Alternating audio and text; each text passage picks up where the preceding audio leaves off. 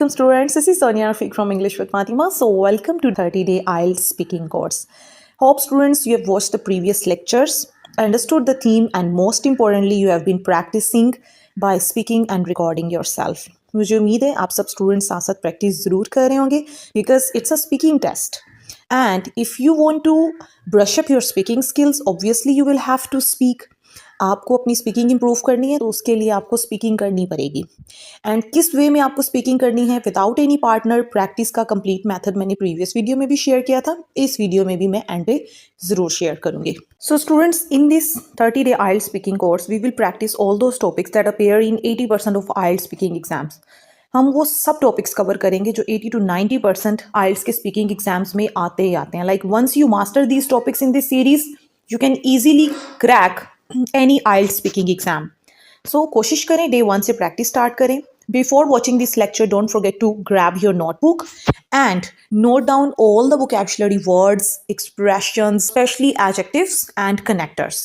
Because it's really important that you know how to use these connectors or linking words to connect or link your ideas smoothly. You must have a good word bank.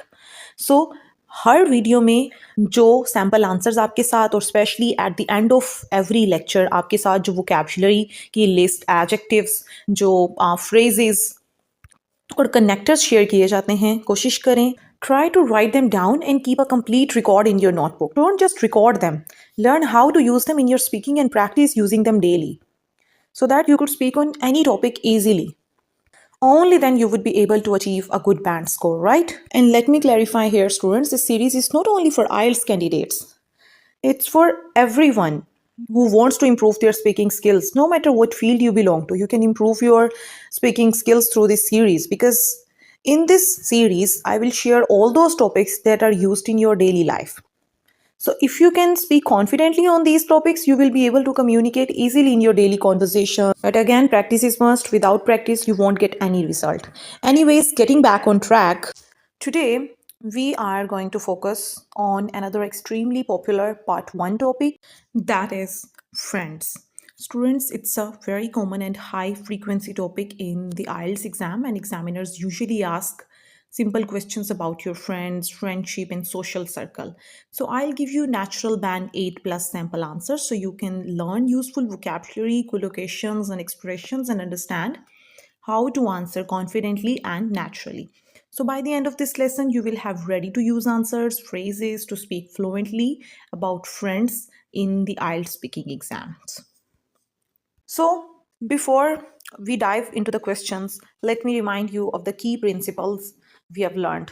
इससे पहले हम इस topic की तरफ जाएं सबसे पहले हम क्विकली वो की प्रिंसिपल्स रिवाइज कर लेते हैं जो कि पार्ट 1 क्वेश्चंस को आंसर देते हुए हमेशा हमें अपने माइंड में रखने हैं So in previous video I told you, so always keep in your mind that while answering part 1 questions, keep your answer short but complete.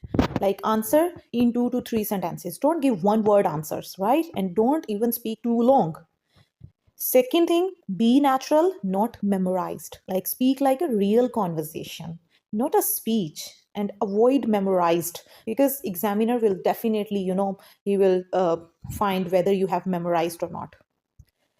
And the third thing was answer directly first. Like first of all, answer the question clearly, then add, another extra piece of information. For example, if someone asks you or if examiner asks you, do you like coffee? You can answer, yes, I do. I usually drink it in the morning because it helps me stay active, right? So it's perfect. And fourth point was use simple but correct English. Use present tense mostly because part 1 questions they are usually about your daily routine, habits, likes and dislikes. So use present simple and show a little variety, right? Like use basic linking words because usually, sometimes, often, to improve your fluency and coherence. Be confident and relaxed. And yes, be honest. Give real answers, right? Examiner checks language, not your life. Always keep these points in your mind. I have many friends. I don't have a very large social circle. I prefer a close knit group of friends because I value quality over quantity. We share mutual trust and respect, which makes our friendship meaningful. Who is your best friend? My best friend is someone I've known for years. We go way back. She's sportive, trustworthy, and a reliable friend. A real shoulder to lean on. How often do you meet your friends?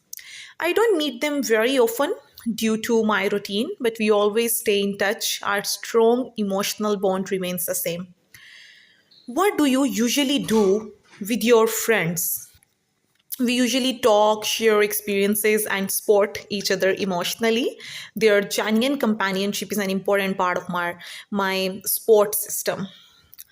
Do you prefer a small group of friends or many friends? I prefer a small group because we share common interests and values and build meaningful connections.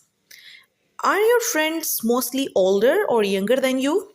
Most of my friends are around my age. We are like minded people and on the same wavelength. How do you usually make friends? I usually make friends through work or studies. If someone, especially, is open minded and easygoing, we sometimes hit it off instantly. Do you find it easy to make new friends? To some extent, yes. However, I prefer genuine friendship rather than fair weather friends. What qualities do you value most in a friend? I value loyalty, honesty, and dependability.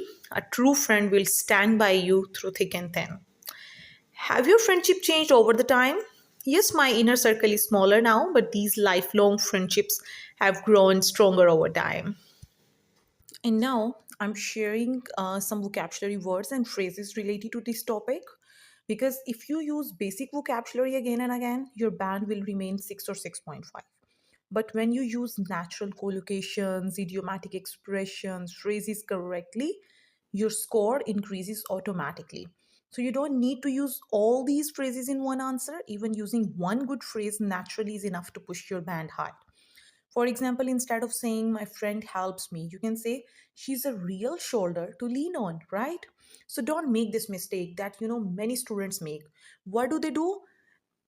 They use too many idioms. Remember, using too many idioms sound fake. So fluency comes first, then comes clarity, and then comes vocabulary. Okay, so kindly practice speaking using the structure and try to use vocabulary, collocations, and phrases, but don't overuse them. And gradually, you will know exactly how to start, develop, and end your answer. All right. So, your homework is now to practice this. And how will you practice, students? Let me tell you again. What you have to do, just take your mobile phone and open the voice recorder. You can choose 6 questions from today and spend 10 seconds thinking about your answer before recording. Then record your voice, aim for 2 to 3 sentences, be specific and detailed. And after recording your voice, don't forget to analyze. You can analyze these things. Did you use descriptive adjectives? Did you repeat certain words?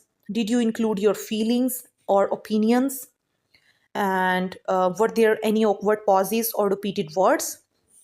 Did you sound natural and confident? Right? Try to improve based on your analysis.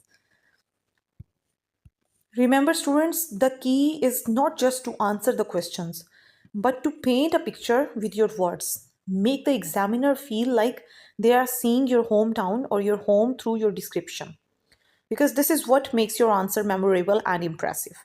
So, recording yourself and doing self assessment is still the best way to improve.